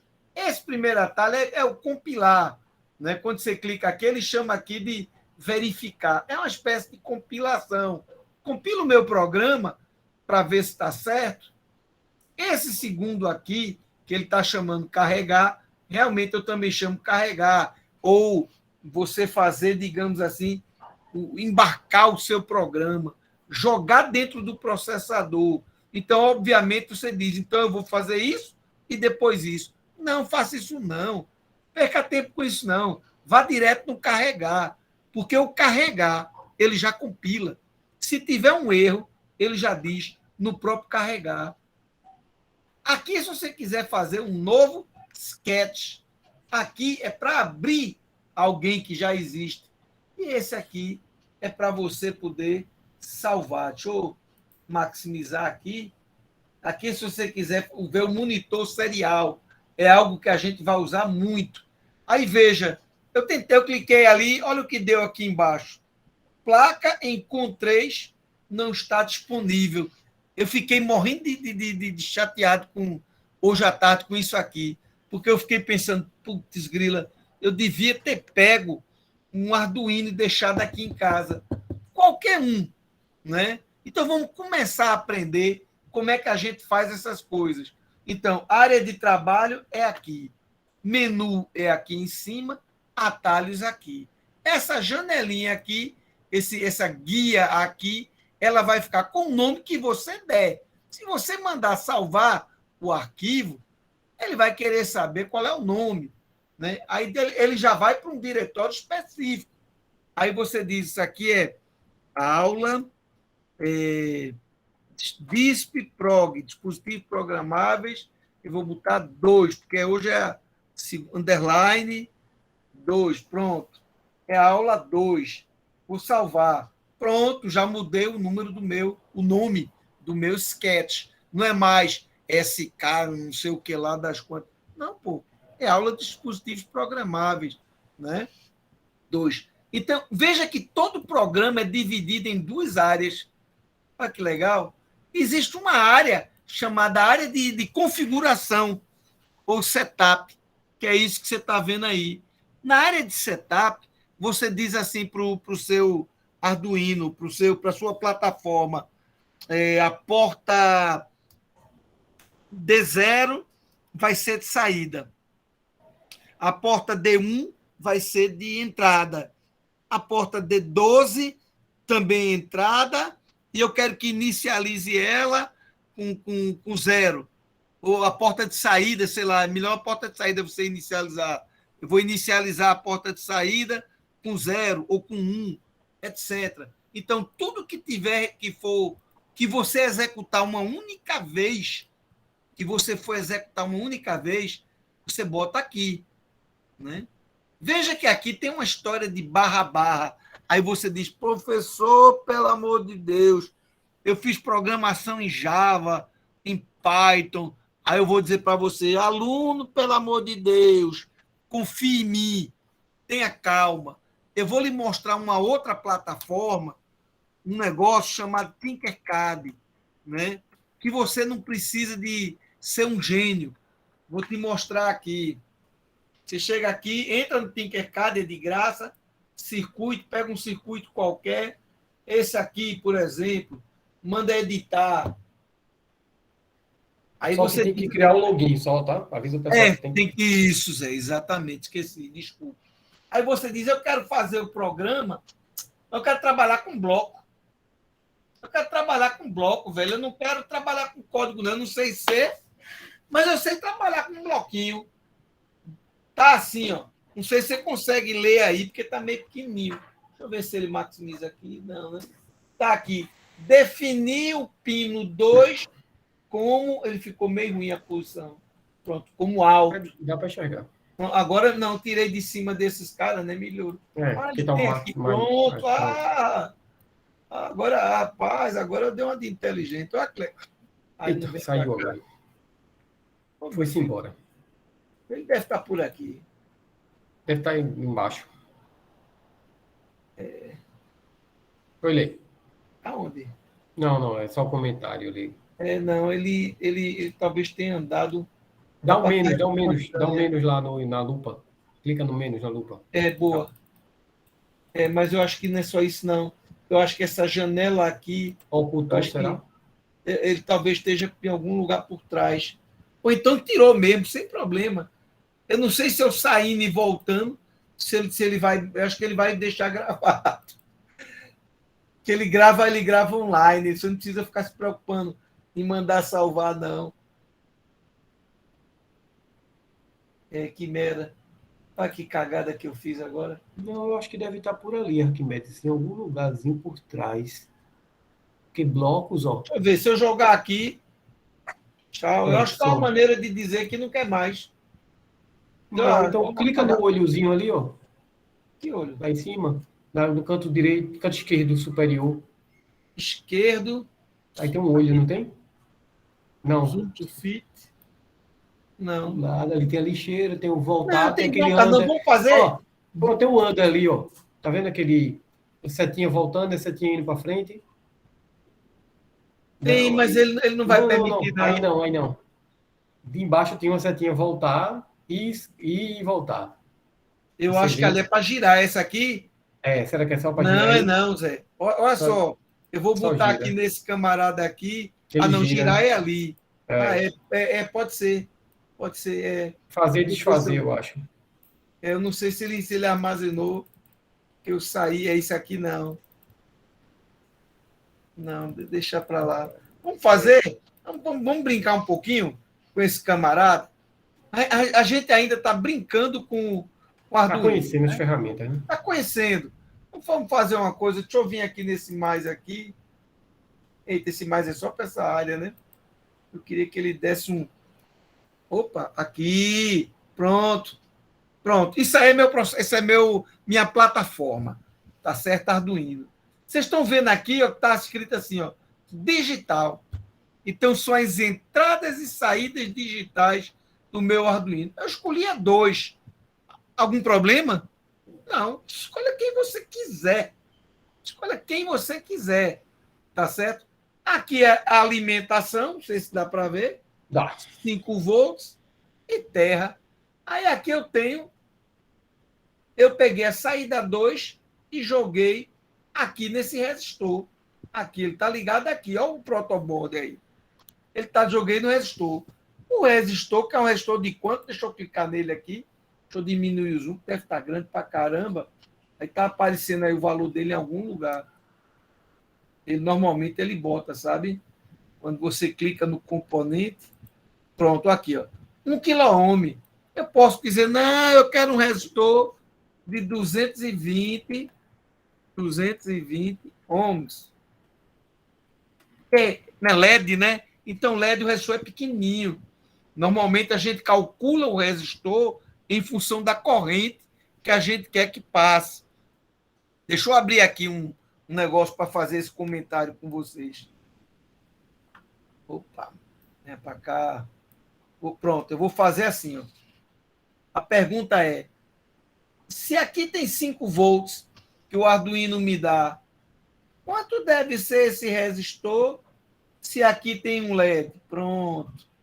Essa é a ideia. Quanto deve ter esse resistor? Aí alguém chega e diz assim, rapaz, tu faz assim, considera essa corrente como sendo 10 miliamperes. Que cor é esse LED? Olha a questão da cor. Ah, isso é um LED vermelho. Então ele vai dizer aí, por exemplo, a tensão de um LED vermelho que passa por ele, passando 10 miliamperes, é, digamos, 2,2 volts. Tá certo? Então, quanto deve ser esse resistor? Ah, rapaz, a tensão nele aqui, pela lei de Ohm, é R vezes I, que vale 10 miliamperes. E essa tensão é a diferença entre 5 volts, que eu perdi aqui, dá 1,8, né? Então, isso deve ser 1,8 volts. Oxe, então agora ficou fácil. É 1,8 volts dividido por 10 miliamperes.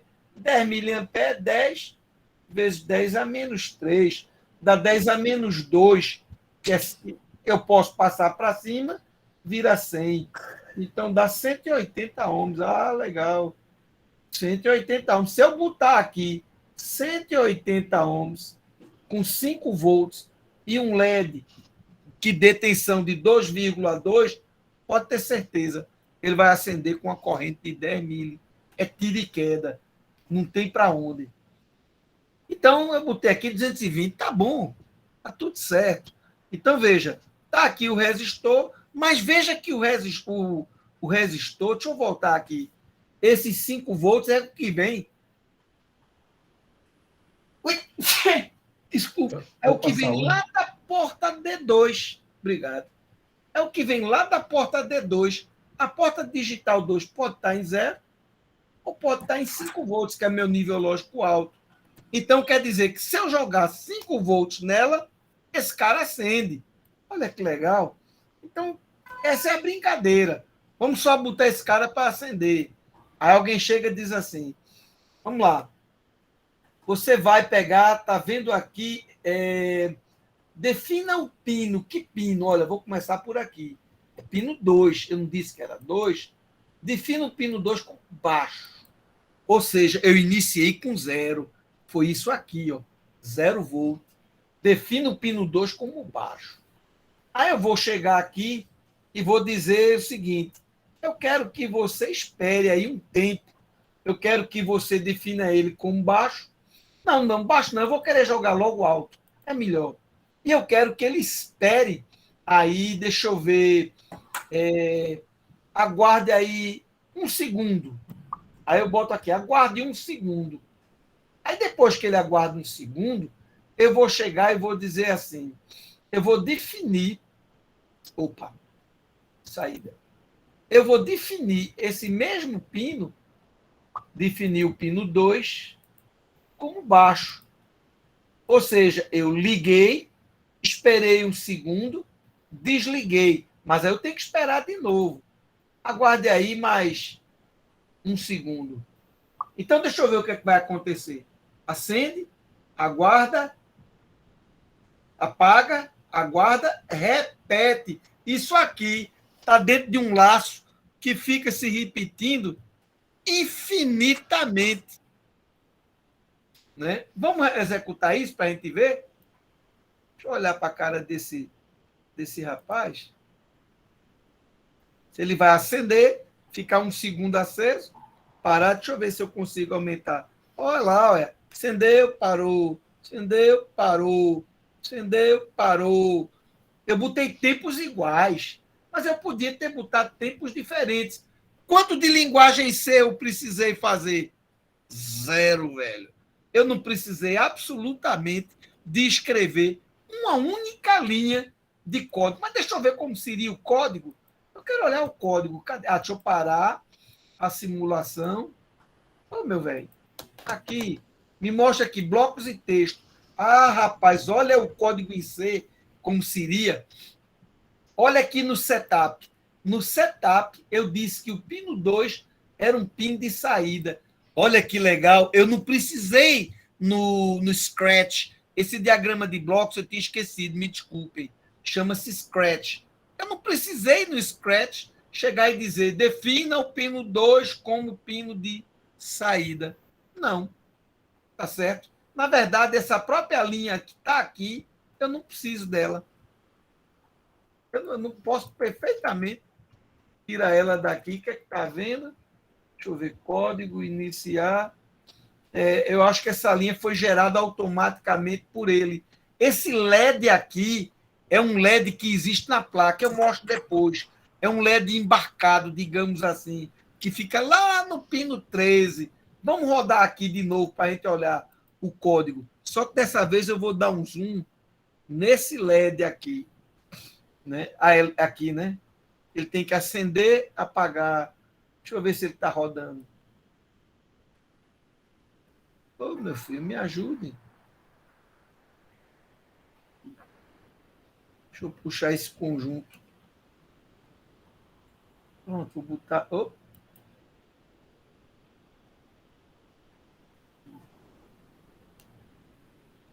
Meu filho, dá para você parar um pouquinho?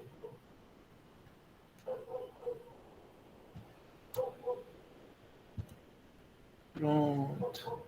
Deixa eu rodar aqui para ver. Pino 13 é por aqui.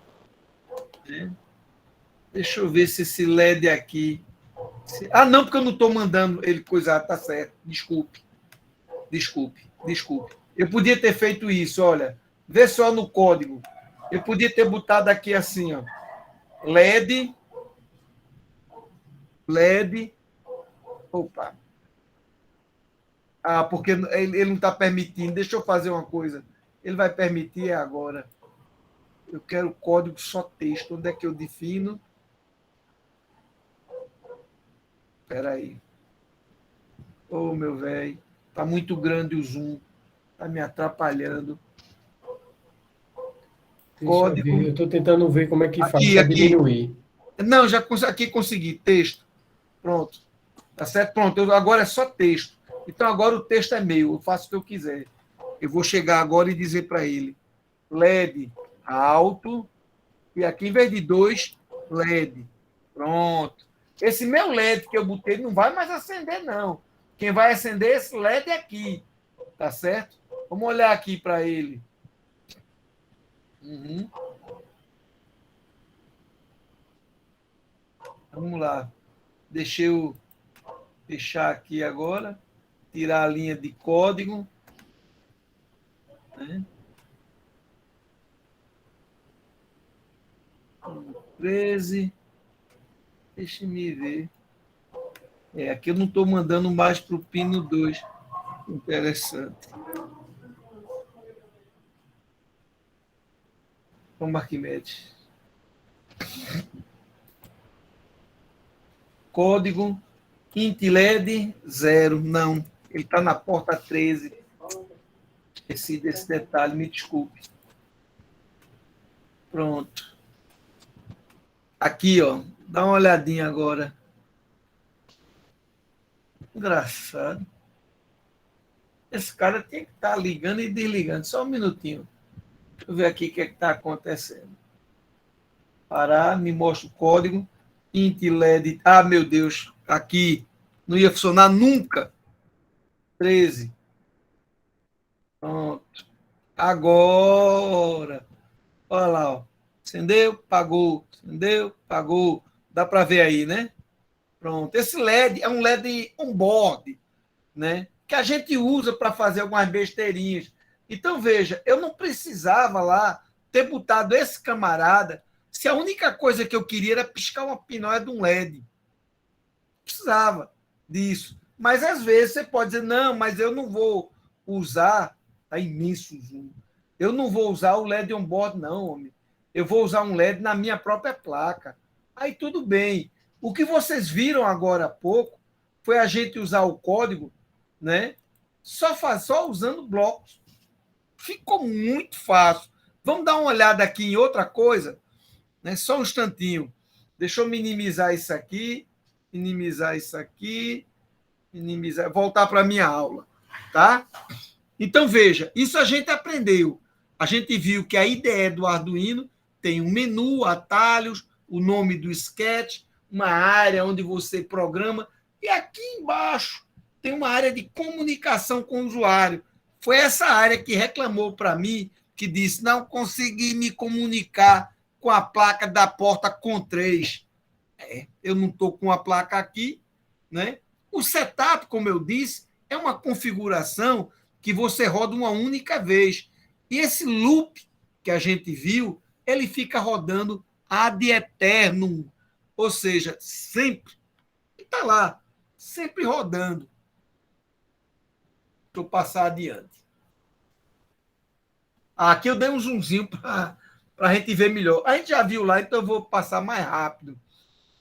Então, veja, se você quer começar a trabalhar com Arduino, você deve abrir a interface do Arduino, conectar o seu Arduino na porta, né? Selecionar a placa. Ah, eu não mostrei isso, vamos mostrar. Voltei para cá. Faz de conta que eu tenho uma placa. Olha a área de comunicação, não tem nada. Aí eu vou aqui e vou dizer o seguinte, que placa você vai botar, professor? Aí eu vou botar um Arduino, um ESP32. Rapaz, ele trabalha com ESP32. Ele trabalha com ESP8266. Quer dizer, então, que essa interface do Arduino não serve só para o Arduino. Não. ESP32, Arduino e todas essas plataformas que aparecerem aqui, ele consegue lidar com ela. ARM trabalha. Aí tem esses camaradas que você está vendo aqui, né?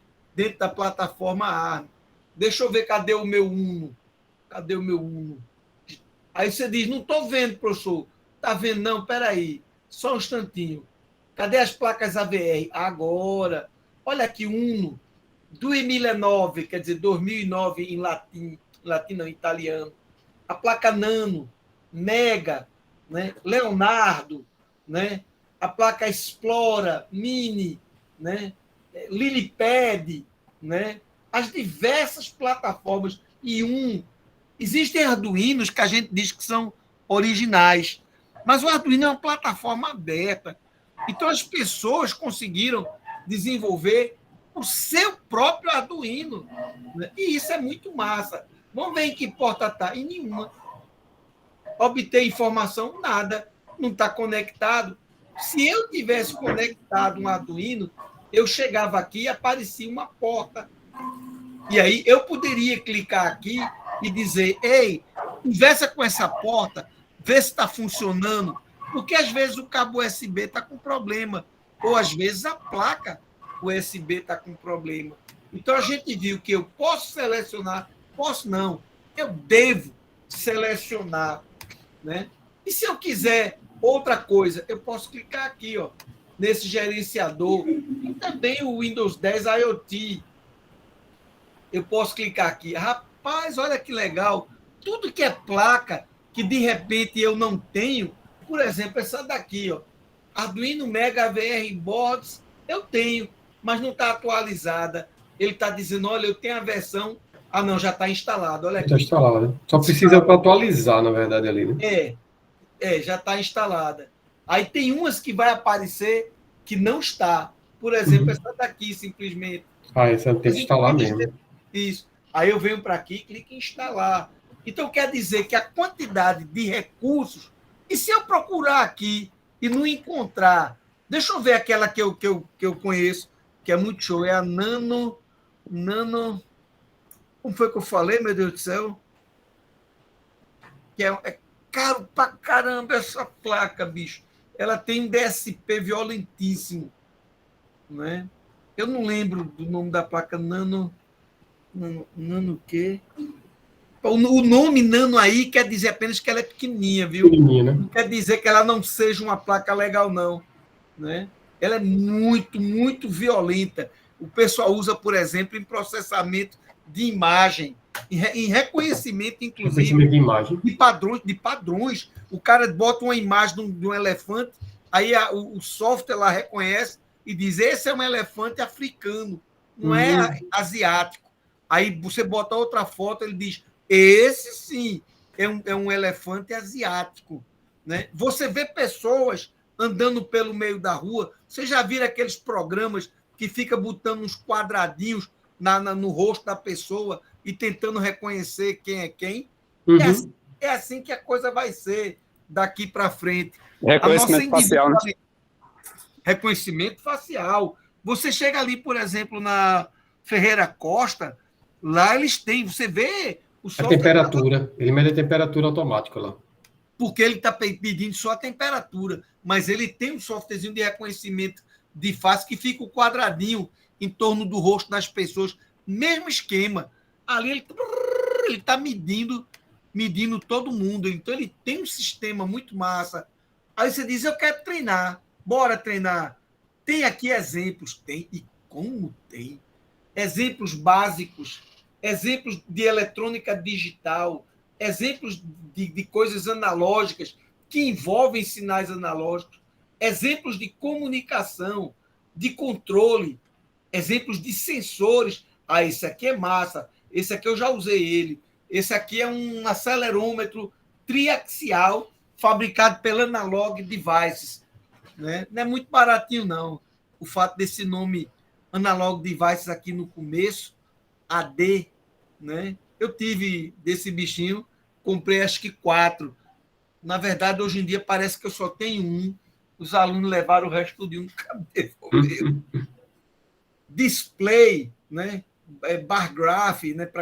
Eu tinha também um bar graph para trabalhar. Professor, eu quero aprender a trabalhar com strings, quer dizer, texto, fazer uma pesquisa numa base de dados, USB. Rapaz, tu não acha melhor usar a internet, não? Que tal criar um web server? Você pode usar Vocês não têm uma disciplina de rede? Tem fundamentos de rede. Eles já pagaram? Já pagaram fundamentos de rede e pagaram então, protocolos. Sabe muito mais do que eu. Então, você sabe muito bem que você tem uma rede, você pode ter a definição do endereço do cara, pode ser via DHCP, que é automático, né, pelo próprio roteador, ou você pode fazer uma atribuição fixa. Você pode ter, por exemplo, diversos computadores numa rede que são estações clientes, e um deles é o teu servidor, né? Onde você se esses cabas não souber isso aí, viu, Arquimedes? Pode mandar voltar tudo. Não, tenho certeza que ele sabe. Eu sei e não sou da área, né? Então você diz, eu quero ver o web server. Aí ele vai carregar aqui o programa, né? Cadê ele? Ah, tá aqui, do lado de cá. Tá aqui o meu servidor de web. Aí tem todo o programinha aqui comentado. Como é que eu defino o MAC, que é o endereço? Você vai ter. Ah, tá aqui, ó. Tá o IP, a faixa de endereço, ó, 192.168.177. Cadê a máscara? Né? Olha, porta 80. A gente sabe que porta 80 é porta HTTP, né? Porta 80, aí vem aqui, inicializa, faz não sei o que lá, faz isso. Isso tudinho ele está usando aqui um ESP8266 ou um ESP32, né? Aí você diz, dá para fazer com Arduino? Claro que dá. Você também tem shields do Arduino para trabalhar com rede. Aí aqui tem uma porta chamada porta serial, que é esse camarada aqui. Eu tentei clicar, mas não adianta não, que ele não mostra nada não. Só mostra se eu vou trazer uma placa para cá, para a gente poder, durante as aulas, materializar as coisas que a gente está falando. Eu acho muito ruim falar e não mostrar como é que se faz.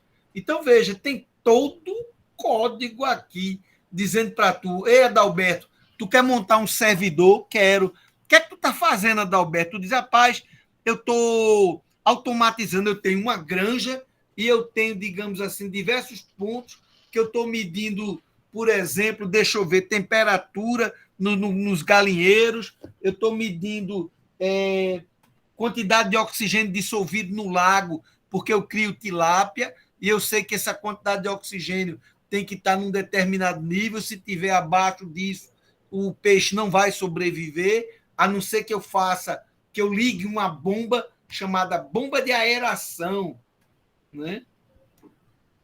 A gente irá fazer manutenção. Ai, ai, ai. Bom, que horas termina essa aula? 10h15. 10h15, né? Tá bom. Tempo. Então você tem aí, ó, toda uma série de possibilidades onde você pode perfeitamente ter um sisteminha, né? Com um microcontrolador pintando miséria. Antigamente, como era feito isso? Eu precisava de um computador. Antigamente eu tinha que ter um computador. Hoje em dia o computador é esse negocinho que eu boto aqui no bolso, é esse ESP8266, ESP32, que eu boto no meu bolso e de onde eu faço todo tipo de programação, né? Deixa eu continuar aqui para ver. Vamos continuar aqui o andamento da aula, né? Então, veja, a gente viu aqui qual é a minha sugestão? Abra a IDE, conecte o Arduino, selecione a placa. Qual é a placa? É Uno? É Mega? Qual é a placa que você está usando? Etc. Né? Veja em que porta ele está e teste a comunicação, porque o cabo pode estar com problema, a porta pode estar queimada. Fez essas 5 etapas, prossiga. Né? Prossiga que vai dar tudo certo. Então é isso que eu mostro aqui. Neste exemplo, funcionou direitinho, porque isso aí foi preparado quando eu estava com os meus microcontroladores aqui. Meu não, né? Eu compro mesmo para uso lá no IDV. Então você veja, aqui eu selecionei um Mega 2560, Mega ou Mega 2560. Ele já diz quem é o processador que ele detectou. Disse que estava na porta com 4. Olha ela aqui, ó. Que beleza. Funcionando maravilhosamente bem. Olha como foi que eu cheguei na placa. Eu vim para aqui, Arduino VR Boards, e selecionei esse camarada. Tudo muito, muito, como é que eu posso dizer, amigável, né? Tudo muito amigável. Normalmente, você vai encontrar a programação nos exemplos que ele bota, feito em linguagem C. Mas, como eu disse, existe uma outra linguagem que foi desenvolvida pelo pessoal do MIT, que se chama Scratch. Ó, eu vou mostrar para vocês. Tá aqui, ó, Scratch. Né? Imagine, programe e compartilhe. Né? Então, ele tem exemplos aí de Scratch. Deixa eu ver se eu consigo abrir aqui um negócio que eu recebi de um cara que mandou para mim, porque eu faço parte de um grupo lá do IDV. Aí esse rapaz mandou isso para mim. Cadê, bicho? Deixa eu fechar isso aqui, porque tá tanta janela aberta que eu estou ficando com a de doido. Cadê? Eu quero abrir o meu e-mail. Cadê? Eu acho que é aqui. Pronto. Eu vou abrir aqui. Aqui tem um e-mail para mim, enviado por um rapaz aqui. Deixa eu botar aqui assim, Scratch.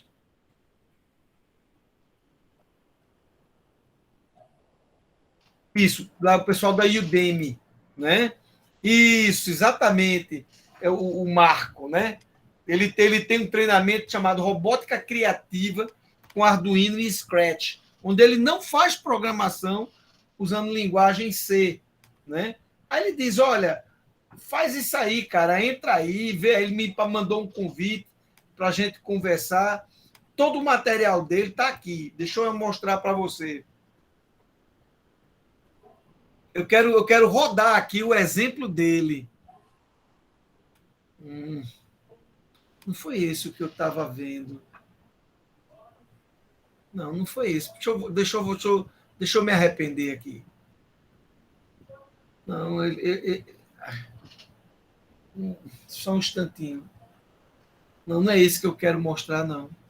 Eu quero mostrar um super legal que ele mandou. Ele já cadastrou minha conta, tal. Deixa eu ver se é esse aqui. Eu acho que é.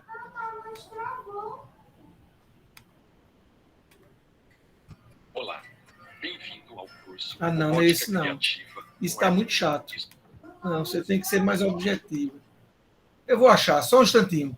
Me dê aí só mais um minutinho.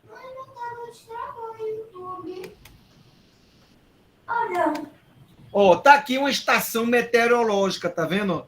Ele vai medir umidade, temperatura, tá aqui o seu processador. Estão vendo que ele tem uma antena aqui, ó, a antena dele aqui, ó. Tá vendo? Ele tem uma antenazinha. Então esse cara, ele faz comunicação. Isso é um ESP 8266. Ele é um rádio, né? Isso, ele tem um rádio. Ele vai se conectar ao servidor, vai perguntar, conectou, conectei, conectou, não, então espera, né? Aí vai se conectar o objeto, a câmera, sei lá onde. Ele vai mostrando por aqui. Ele tem aqui em algum lugar, um outro canto, onde ele mostra as coisas. O som está saindo para vocês? Está saindo.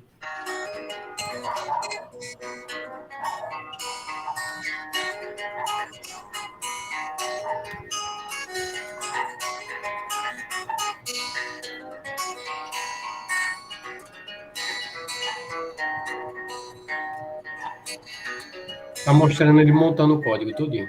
Quais são os blocos que ele vai precisar.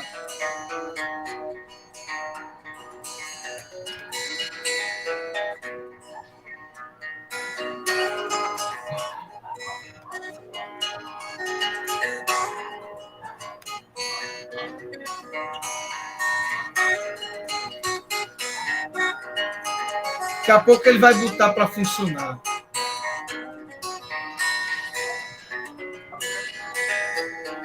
Agora ele está dando, digamos assim, olha, quando clicar nessa bandeirinha, se conecte ao servidor, espere um segundo, se conecte ao objeto dele, que é a minha estação, e aí vai ficar rodando isso aqui sempre. Leia a temperatura, espere um segundo. Leia a umidade. Olha, o gatinho dele aí, ó. Pronto, temperatura e umidade, 28,5 graus, 52% de umidade relativa do ar.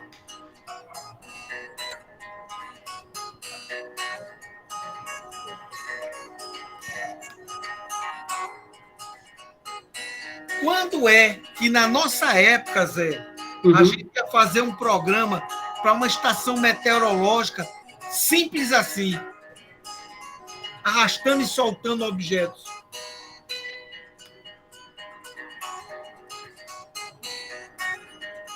Vai clicar lá na bandeirinha, temperatura, umidade. Ele botou textos, né?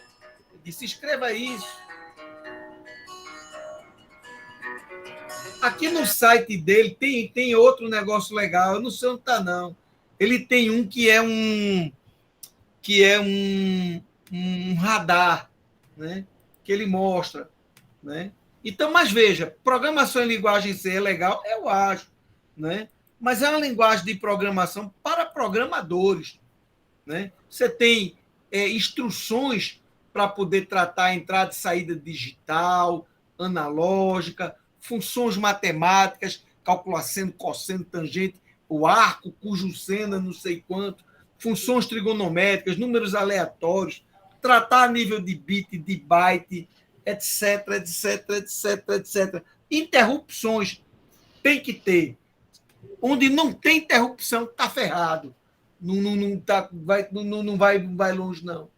Né? Então, a pergunta que a gente faz no final da nossa aula é: meu velho, qual é a razão desse sucesso do Arduino, dessa plataforma todinha? É porque ela é simples, é barata, tem um suporte fantástico, vocês viram lá o site. A biblioteca é gratuita. Tu baixa a biblioteca que tu quiser. Muito, muito, muito, muito, muito, muito código aberto para ser usado, estudado e melhorado. Então, tudo isso, bicho, né? Aqui é mostrando compilação. Pronto, tá aí o Scratch, mostrando todas essas facilidades. Olha aqui a estação dele. Um LDR, um sensor, a resistência muda com a luz, um sensor de temperatura, um LM35, um LED, um sonar, que é para fazer o radar, o servomotor, que é para fazer o radar ficar girando para um lado e para o outro, um LED cujo brilho é controlado por uma porta PWM, uma buzina, um sensor de presença, um botão. Ele vai montar. Está aqui, ó, esse MJ Robot. Ah, eu estava no canto errado. É esse camarada aqui, ó. É esse camarada aqui. Você vai lá, aí ele vai mostrar para você uma estação, esse camarada rodando, né? Pronto, olha aqui a estaçãozinha dele funcionando. E aqui do lado está aqui, ó, o radar dele. Está o radar dele. Isso aqui, vocês podem fazer isso. Professor, esse desenho tão bonitinho, você faz. Essa interface é gráfica. E a forma de desenhar é mole, mole, mole. Né? Então, bicho, olha aí, lendo o ângulo, lendo a distância. Aqui você decide se liga, se desliga. Aí você pode dizer, é uma brincadeira. É uma brincadeira que pode virar um produto. É uma brincadeira que pode virar algo muito massa. Né? Muito bom. Então, isso tudo pode ser feito. Deixa eu adiantar ele aqui, olha ele mostrando aqui mais devagarzinho. Ó. A distância. Eu lembro que eu fui num navio uma vez consertar um radar. Nenhum navio é permitido sair do porto se o radar der problema, Zé. Nem a pau. Ele fica perdido em alto mar. Né? E aí eu fui lá consertar o radar. Eu tenho medo de altura, mas infelizmente tive que subir no que ele chama de bridge, que é um negócio que vai lá para o céu, né? Para poder tirar a placa de controle e dar manutenção. Lasquei todinho. Em José Santos tem muita parte de servomecanismo, você tem aplicações dentro da indústria, né? Olha, para quem está, eles estão fazendo TCC com a professora Rebeca. Isso aí é uma aula de ideias para ele, entendeu? Rebeca é outro nível. Ok, eu acho que aqui acabou, né? Isso aqui é programação em C. Eu dei uma pausa, pode ver que eu joguei um negócio em branco, porque eu digo, não, eu vou conversar com o Zé depois, a gente vê. Se vocês querem ter uma noção de linguagem C, eu dou um treinamento em linguagem C junto com o Zé, a gente chega com vocês, senta, discute, mostra para vocês como é a linguagem C. Né? Eles trabalharam com Python, com o Thiago, né? Aí só se vocês derem uma aula de Python para mim, porque eu nunca usei Python na vida. Né? Eu não sei nem para onde vai. Não sei se a interface IDE do Arduino trabalha com Python. Eu não estranharia, não. Se tem um simulador que usa, mas assim, o ideal mesmo, assim, porque a linguagem do que você vai usar do C aí é muito simples, né? É muito simples. É muito simples. Assim, o que é importante é que os meninos aprenderam a lógica, né? Eles sabem o que é um loop, sabem como é que faz um contador, sabe como é que faz um while, sabe fazer tem tudo vídeo aqui, ó, como ler portas digitais do Arduino através do Python. Python com Arduino. Eu vou dar uma lida nesse artigo aqui para ver se eu me qualifico melhor para eu poder ajudar também vocês. Mas eu nunca usei Python, não sei nem para onde vai. Mas é bem simples, Arquimedes. Eu só sei que a pronúncia é Python porque vocês dizem. Senão eu ia dizer Python. Né? Eu não sei usar isso, não. Nunca usei, não, mas a gente aprende. O que eu não sei, eu aprendo. Né? E o que eu aprender ruim, eu jogo fora. Né? A gente tem que aprender a filtrar. Eu acho que a gente pode dar por encerrado, são 10h15. Eu espero que a aula... Eu não fiz chamada. Você vai pegar pelo formulário, né, Arquimedes? Hein? Eu não fiz a chamada. Vai pegar pelo formulário. Exatamente, por aqui, por esse camarada. Pessoal, preencham lá o formulário de presença, viu?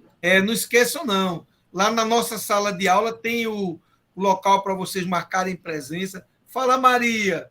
O formulário não está aberto? O formulário não está liberado, não, professor. Oxe, então ele vai abrir agora. Ata de presença está aqui. Gente, é mesmo. Agora lembrando pessoal, agora tá nesse sempre tem que registrar a presença, tá? Tá aqui. Aceitando respostas. Pode marcar, por favor. Sempre lembrando que tem que registrar a presença. Tem que registrar a presença. E tem que ficar do começo ao fim da aula, não é simplesmente entrar no começo, dar um tchauzinho e depois só voltar na próxima aula, não. E um detalhe, pessoal, tem que interagir aí, tem que perguntar, entendeu? Porque vocês veem que são muitas coisas, né? E, por exemplo, aquela plataforma, né, do ThinkCAD, eu acho que não sei se a pronúncia é essa, ThinkCAD. Todo aluno tem direito a usar, tá? Porque ele é um produto da Autodesk. Olha, já tem resposta aqui. Yasmin, Samuel, José Anderson. Pronto, William Lins. Pode ir respondendo. O pessoal que tiver dificuldade com o ThinkCAD, porque não tem conta, tudinho, pode fazer, porque é gratuito. E, além disso, o aluno de institutos federais, eles podem baixar AutoCAD, todas as ferramentas CAD, né, do CAD, da Autodesk, de graça. Porque o aluno tem direito, tá? Tanto o aluno como o professor. Tá? Gente, eu vou encerrar aqui a gravação, então. Eu espero que a aula tenha sido agradável. Massa, muito bom. Né? E a gente vai seguindo sempre nesse mesmo ritmo. Né? Até agora, 7 pessoas responderam. Eu joguei o link aí no chat. Né? E vamos ver se a gente trabalha. O negócio é produzir, viu? Vamos ver se a gente tenta marcar um dia para a gente ir lá para o IF, para a gente pegar nos Arduinos, gravar, ver se fazer gracinha, velho. Né? Como é que você quer ter um filho e não vai fazer graça? Não é não? Pode ser, viu, Arquimedes? Dá para fazer lá de lá mesmo. A gente marca com o pessoal na terça-feira, eles assistem a aula de Tiago de lá e depois eles ficam na aula da gente. Perfeito. Então, e lá tem os dispositivos, tá? Que Domingos comprou. Eu sei. Então, vamos fazer isso acontecer. Né? Eu espero que eu esteja conseguindo contribuir. Tá ótimo. Tá beleza? Zé, um abraço bem legal para tu, vice-bicho. A gente se fala amanhã ou hoje ainda? Rapaz, tu pode falar agora? Você que sabe. Então, eu vou fazer o seguinte, eu vou fechar aqui, vai derrubar os alunos. Tá. Aí a gente conversa aqui a parte, tá bom? Tá bom. Boa noite, professor. Boa noite, professor. Boa noite, Alberto. Boa noite a todos. Tudo de bom aí. Eu vou interromper aqui, que é para não...